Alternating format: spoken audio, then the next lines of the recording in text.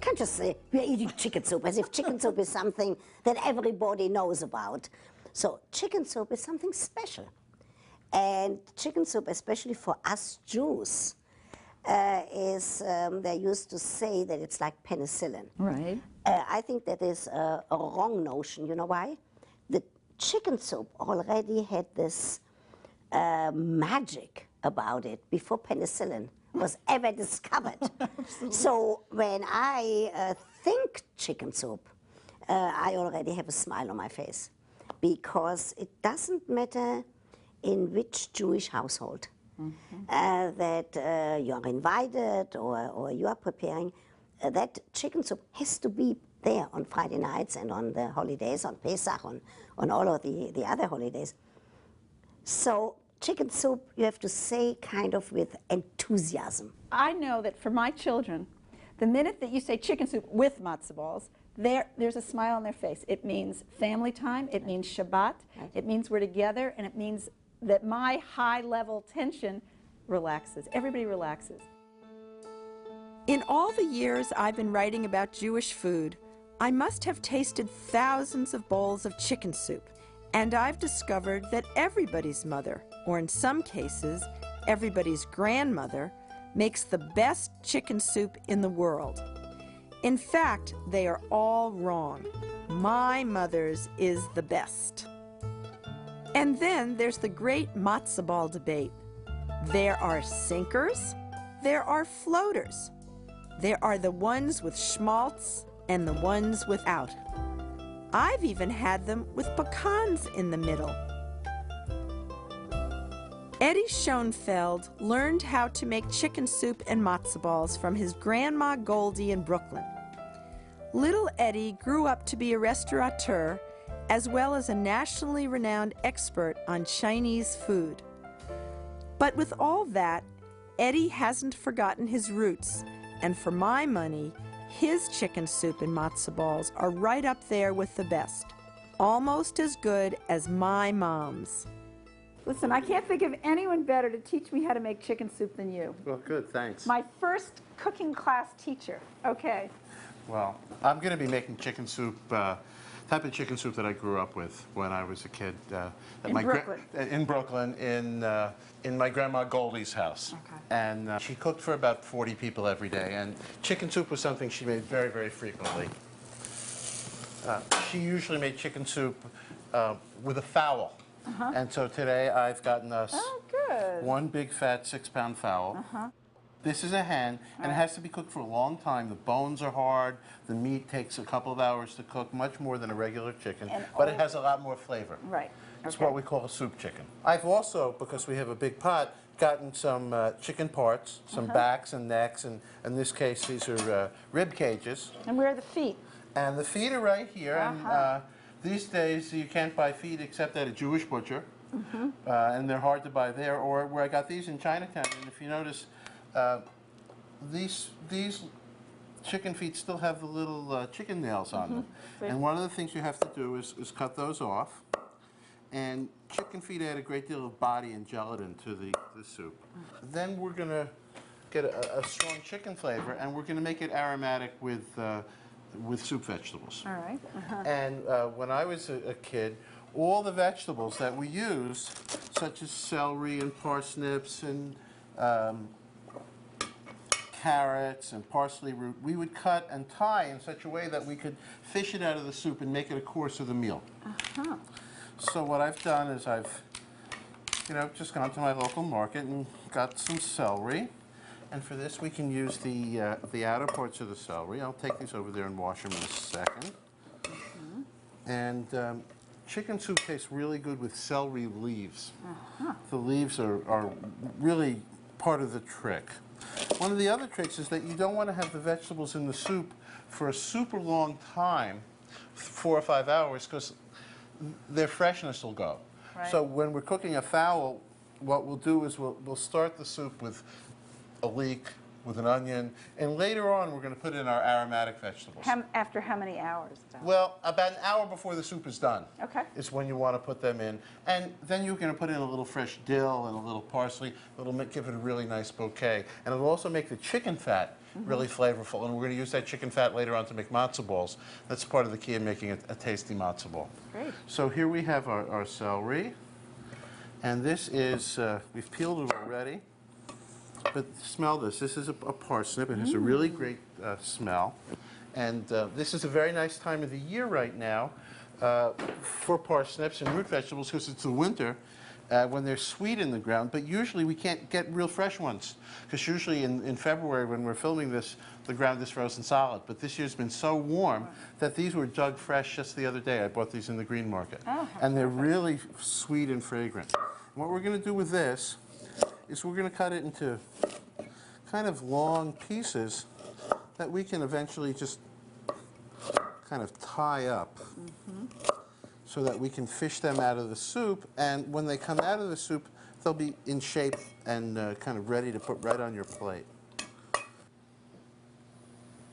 So we're going to take these, and I have a few carrots that we've peeled already. Can't have too many carrots, right? Well, you can't, but you want to be, you know, there's a balance of flavor you're looking for in the soup. And the root vegetables add a certain sweetness. Right. So you don't want to have too much sweetness, and you want to have a nice balance between the leafy part of the celery and the parsnips and the carrots. They're pretty sweet. I'm going to take some dill and put this in the bunch here. We're going to rinse this all once it's together. I can help you. Sure, you could take this, and if you want, you could just tie this little string around it. Why don't I hold it up? You could put it underneath. All right. I have two of these. If you want to Do you put want me to do it a bow or a... any way you want. You might want to do it a second time. There you go. Okay. All right. Okay, so we'll just put this on the side, and we'll keep this ready to use. And now we can start to put our stock together. Okay, now that we have everything prepped for our stock, we're going to get rolling here. We're going to get the chicken in the stock pot and put our fowl in there. And we'll see how much room we have for our bones. Looks good. Okay. Make sure you got the feet in there. Yeah, we have chicken feet and The parts. now get the rest of the parts in. Okay. Okay, I think that's about all we have room for. And how long are you going to keep this like this? Well, what we're going to do is we're going to wait for this to come to a boil. Right. And that's really the single most important thing in making the stock is to get the chicken to come to a boil and let the albumin and scum come to the top of the water and to very quickly and carefully remove all of that. Right. And that's what makes for a very clear stock. Okay. So now if you see the top of the pot, there's starting to be a little kind of white foam coming to Right. the top. So just as that comes up, we're just going to take our ladle and Get rid of it. get rid of it. And we're going to get rid of some of the fat too. And this is a process that's going to take about, well, from the time the soup boils, probably about 5 minutes for all of the scum to come up to the top of the pot. And it's a very important process to make a good soup, don't you think? Absolutely. There's no question about it. And one of the things that happens is when you have a lot of bones like this in the pot, the pieces of albumin rise up and they get stuck underneath the bone. So it's good to kind of knock the bones around a little bit like I'm doing. And then when you're on the top, to just sweep the water over. And you can kind of get all the fat and foam in one area of the pot. And as soon as it starts to come up, we're going to start to throw in fact, just about now, we're going to start to throw in some of our vegetables. Okay. And we're going to start with onions and a leek. All right. And as you see with the onions, I don't peel the outsides. We just put them in whole. So you And want a that's- dark broth. Well, it gives it a really nice yellow color. It's not going to make it a brown color like as if we had browned the bones, but it'll give it a nice rich color. So this is now just beginning. I don't know if you can see here. Bubbles are just coming up. All right. After I pull off some of the foam, there's often a little residue on my spoon. I don't know if you see the bubbles over here. Yeah. So I kind of stick it in and wash it off and keep trying in the stock pot, and I keep trying to get that out until it is really clean on top.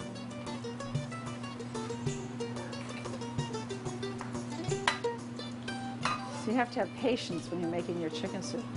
Absolutely, but once you get it cleaned up like this, you just have to skim the top of it occasionally over the next few hours.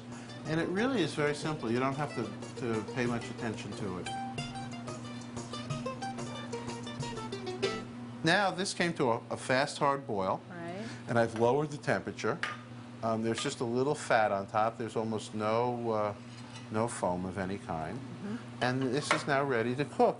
The final thing I'm going to do is I'm just going to take a few sprigs of dill. Yeah. And a couple of sprigs of parsley. We're going to put some more in at the end so that the soup has a fresh flavor. Just a little now to give it an underpinning of taste. Just get it going.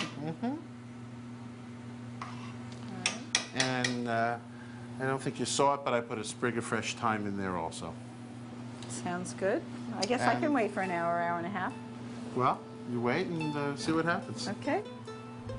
Now, we're getting back to our chicken soup. It's been cooking for an hour and a half. Right. And we're about ready to put in our vegetable garnish. We have our soup vegetables that we tied up before.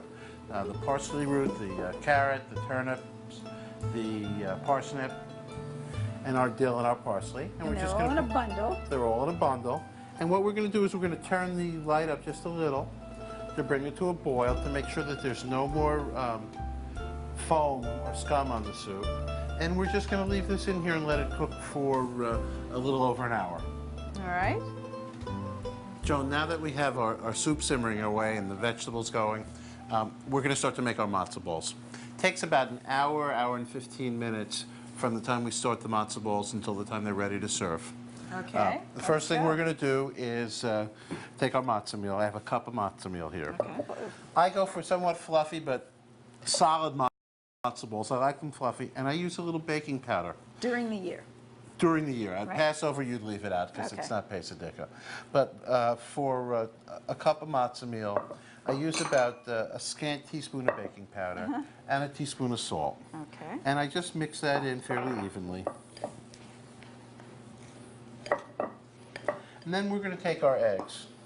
Those are And these are eggs very fresh. very fresh, right from the farm. And we're going to break our eggs. And for 1 cup of matzo meal, we're going to use 4 whole eggs. And we're going to beat them, not particularly heavily. And we're going to beat them together just for a moment. And then we're going to add schmaltz, chicken fat. And this is the chicken fat that came from my chicken soup. And it has a lot of the flavor of the onion and the leek and the dill, and it really gives a great taste to the matzo ball. So for each egg, 1 tablespoon of fat or 4 tablespoons of fat. All right. And then we're going to mix this into the matzo mixture.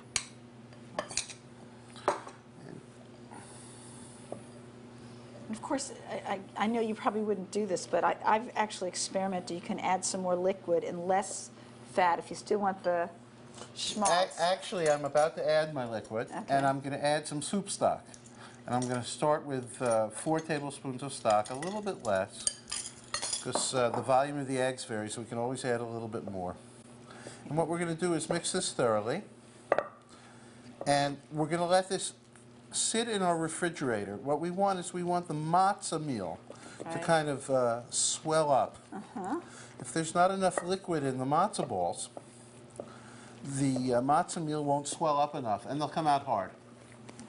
I'll tell you one trick that I know. I learned from a very famous restaurateur in the Jewish food business. His name was Abe Liebewald.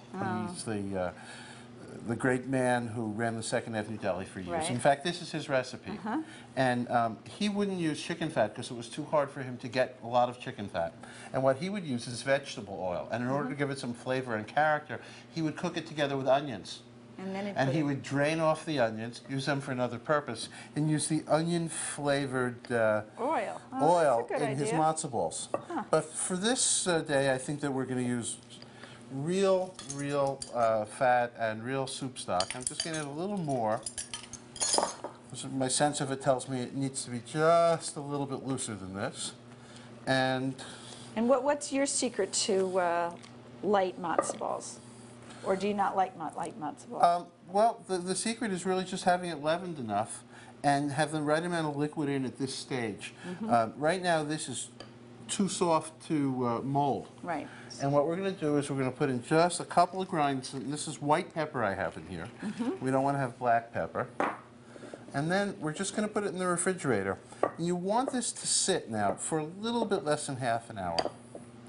And when it comes out, it will be firm enough to shape into balls and put into our pot of salted water. Now, what do you do at Passover if you're not going to use baking powder? Well, A, you could just leave it out. Or B, some of the liquid that you put in, you could put in a little club soda, and some of the effervescence will help lighten up your matzo balls. Okay. Good. Okay?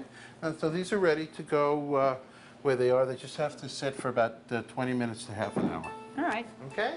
You know, there are different schools of cooking matzo balls. One of them Right. is, do you cook them in boiling water or do you cook them in soup? And for me, I definitely think you cook them in boiling water. Why?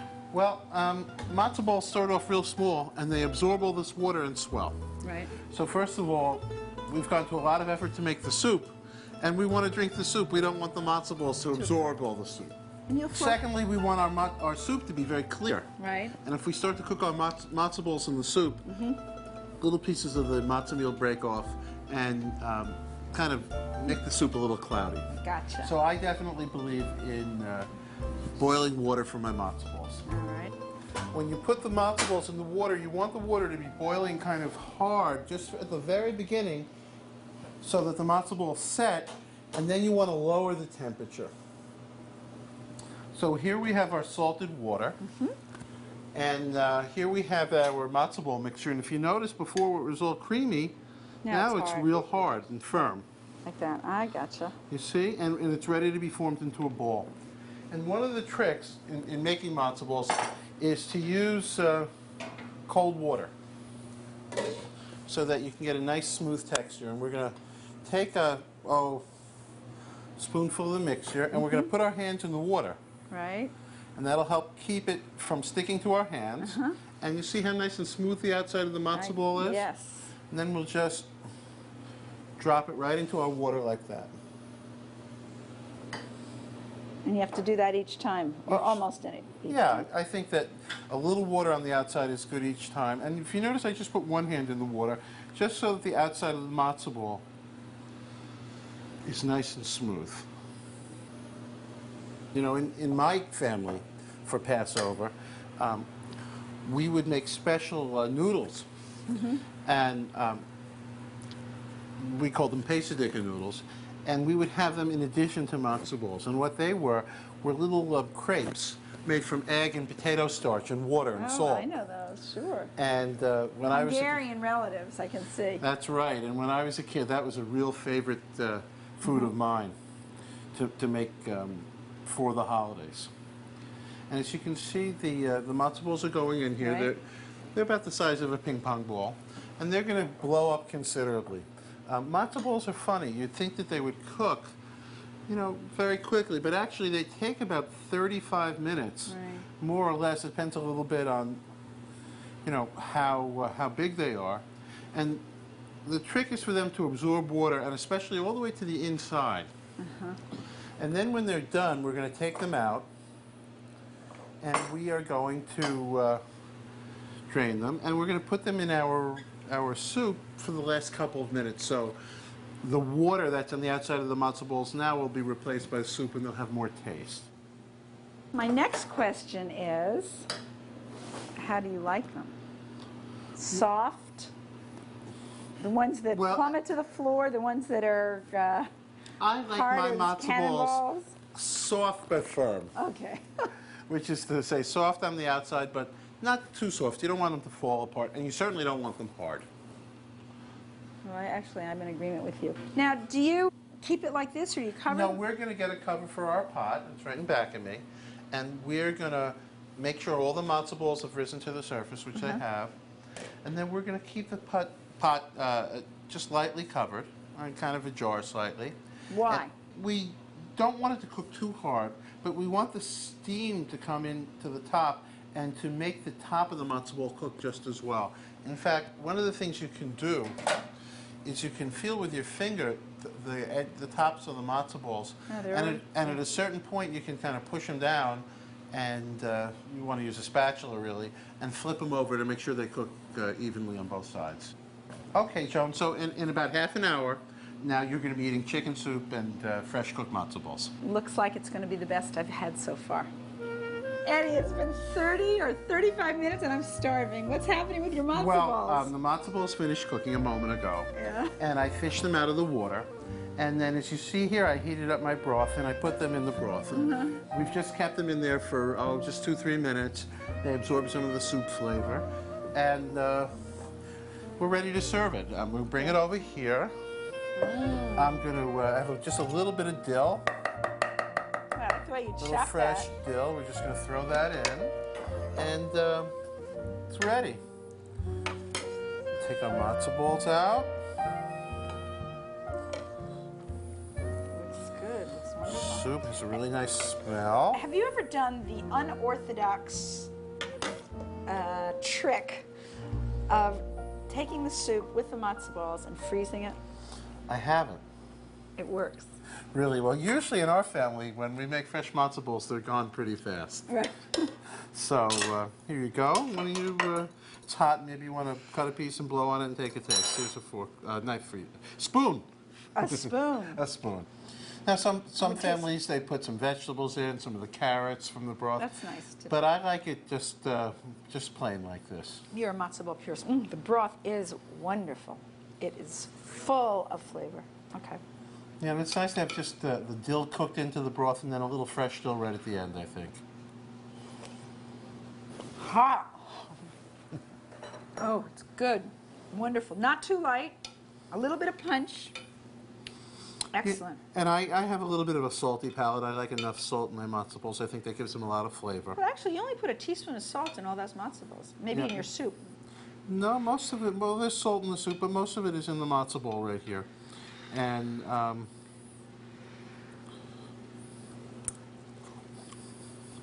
well, they came out great. Really nice texture. balls. And you see how they're cooked all the way through? There's none of the uncooked yellow color. That's how you can tell. So now I know why the Second Avenue matzo balls are so light, because of the baking powder. Baking powder really does a great job. And Great it works real recipe. well. Thanks. I'm going to go home and make it for my family. Terrific. Thank you. Nowadays, when I make chicken soup with matzo balls, I take a good dash of Eddie with an equally generous helping of my mother, so that someday my kids will say, "My mom makes the best chicken soup in the world." To learn more about Jewish cooking in America with Joan Nathan, visit us online at www.pbs.org. Companion products for Jewish cooking in America, including Joan Nathan's updated cookbook, a CD of the music score, and a 2-hour video of series highlights and recipes, are available by calling 1-800-235-3000. Credit cards are accepted. Jewish Cooking in America with Joan Nathan is made possible by the Joseph S. and Diane H. Steinberg Charitable Trust, proud supporters of the arts, children's causes, and the preservation of Jewish heritage. And by Hebrew National, proud sponsors of Jewish Cooking in America, serving you and your family traditional kosher franks and delicatessen products since 1905. Hebrew National. We answer to a higher authority. And by Lender's Bagels. Our idea of a perfect day is warm and comforting and satisfying all around. Lender's Bagels, the perfect circle. And by the following private individuals and family foundations: